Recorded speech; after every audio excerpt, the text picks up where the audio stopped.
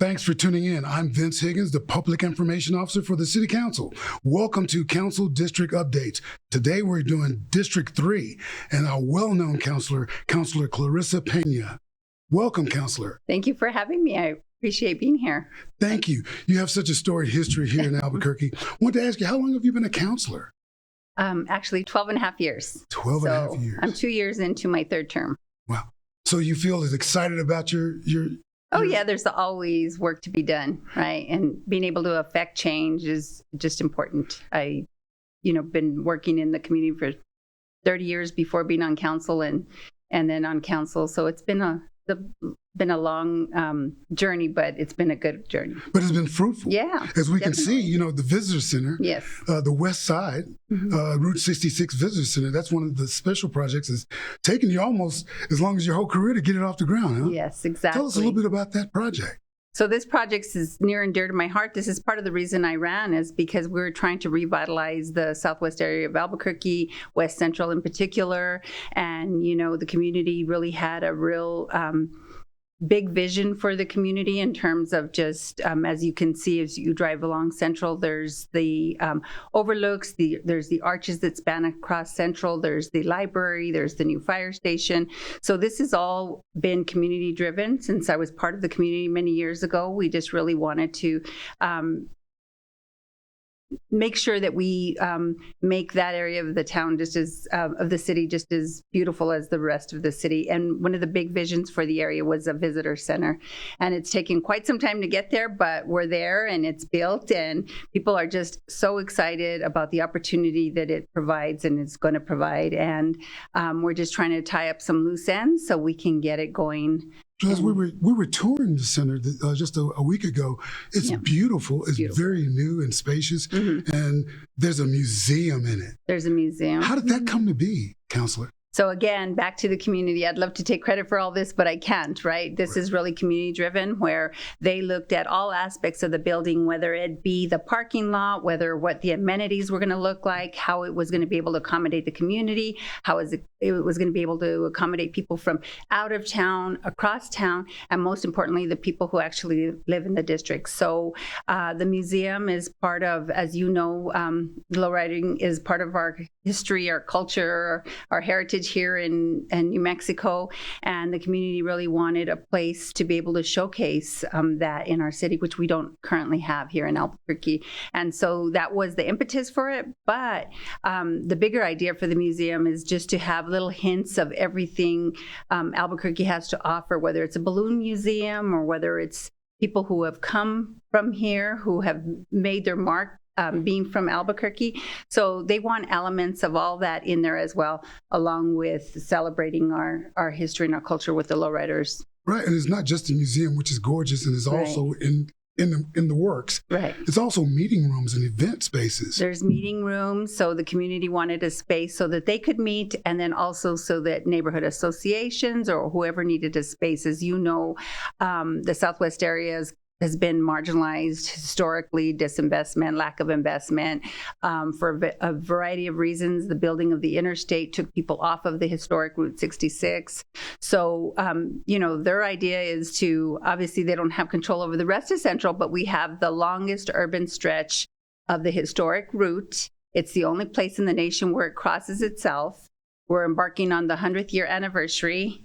And we're just really primed to make sure that from at least the western edge, we're going to have something where people can get off and start their journey down Albuquerque and visiting all the amenities we have along the route. And that's excellent. And actually that view from the west looking eastward toward the Sandys, it's a spectacular view on any day. Any day. Well, that gives us a good idea of what was going on with the visitor center. And there's a second thing that I thought was really grand. I was there for the groundbreaking at the Southwest Public Safety Center. And this is a first of its kind. Tell us a little bit about the one that's planned down at 98th and Amole. So the Southwest Public Safety Center really worked on this with the mayor, so I have to give him credit. I always try to give credit where credit is due, right? Is that, we're just running into some issues with response times. We actually had an intergovernmental agreement with the county to address some of those lags in times, or because the Southwest area is so checkerboard that sometimes it would take so much time for APD to respond to like Valley Gardens. So we created this agreement where either the county would respond or the city would respond. It worked for many years. I don't know that we really kept track of that, but when we really went back and did an analysis, we needed 2 fire stations. The county is actually in the process of building one. Obviously, we're building one as part of the Southwest Public Safety Center.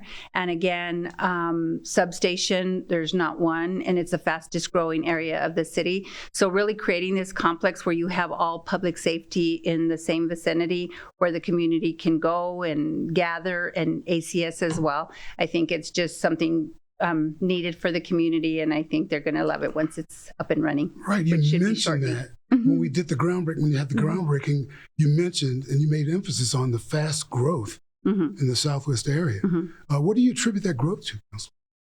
Well, it's kind of the only area the city can grow anymore. You know, we're abutted by the reservations on many sides, and so I think it's really the only area, and because I think that it had been overlooked for so long. People are looking to the south and seeing that there's a lot of opportunity, a lot of land there. You know, we just have to be careful in terms of not just providing housing, but looking at commercial opportunities as well as we build out the community. Right. And the infrastructure is growing along with this, right? So that safety center is going to house what departments are going to be there? So it'll be the fire, police, and ACS. Oh, Albuquerque Community Safety. Yes. So all 3 of those public response units will be housed in that area. Yes. So, and into the future, we're looking at multi-gen center, but see, we can. That's what we want, Councilor. We want to see that. We want to know how we're going to grow as a community, and you've done a great job with telling us about the Southwest Safety Center. I was going to ask you more about the Southwest Safety Center because ACS has a special place in my heart. You know, in my previous life, I worked with people who are involved in emotional or mental crises, and that response is something that's important in Albuquerque, I've noticed. It's important. It's a young department. Obviously, they're navigating their way through how to best serve the community, but I think they'll get there. Yeah. And that works out well with fire and police. Yes. It not only it increases the ability for them to handle those type of calls, it also takes it away from the police. Is that correct? That's what it's intended to do. Yeah, right, that's what it's intended to do. And I think, you know, there's some wonderful people working for that department and really trying to address those needs and working with fire and police. Right. So District 3 is really growing towards the south. And I noticed that we have another Westgate Community Center question here. I had an individual ask me about senior meals. And I remember you mentioning something about Westgate offering meals. Yes. Does Westgate Community Center offer meals for seniors? They do. Oh. They do. And they have game day as well. I've been there to play bingo. So everybody's having a blast. And actually the employees just do an outstanding job out there. You know, they really work with the seniors and really are supportive. They actually have games for them and prizes. I want to say that I'm sure that the staff is providing those prizes at their own expense. But they're doing some really great work. But the Westgate Community Center is relatively new too. So we're actually, we completed the first phase last year. Then we started the second and third phases, which are just about to be completed. And then we have a final phase, which is the gym. And that is the next thing that we're going to be working on there. And as you know, we have like a park and ride there with transit as well. So really trying to, you know, do the best we can to meet the needs of the community. So it's as if when you hear something from the community, you set about going about getting it done. Yeah, that's what they elected me for. That's what they elected you for. So of the projects that you just mentioned, the Route 66, which has been with you your entire councilor career, yes, and the Westgate and the new safety center, which do you think is going to be the best investment of city dollars? Oh, all of them. All of them. Great all of answer. them. I mean, they're all, again, if you look at how many community centers, you know, different districts have and how many amenities and services and places where they have meeting spaces, District 3 historically has been a little bit behind on that, but we're catching up, and we're catching up quick. So. So it's a vast area, District 3. And as I was looking at the map of the district, when you say checkerboard, can you explain a little bit more about what you mean when you say District 2, that area is checkerboard? District 3. I'm sorry, so District it 3. aligns with the county. So some of the boundaries for the city go in and out. Like, for example, there's different streets within the area that one side of the streets, I worked with Commissioner Quesada. We had wanted to put in some street lights, which very proud of that project. District 3 has been very dark for a long time. We ended up putting on the city side 244 lights. And it was a little bit of a challenge because we'd go in and we'd pick some streets to put lights in. And then, for example, on Tower Road, and then we put the lights on. And then I drove by and there was no lights on the other side of the street. And I was like, well, what happened here? So it happened to be county. So it's really difficult sometimes navigating where those boundaries are because there's county in the midst of the city, and then there's the city in the midst of the county, for example, in Valley Gardens. So having a really strong relationship and partnership with the county commissioner is important. That's exactly what I was going to lead to. And Council, we really are running out of little time. I wish we had more time to go through more projects with you, but this won't be the last time, okay. I promise. And for you watchers and listeners out there, tune in next time. We'll have a new council district update for you.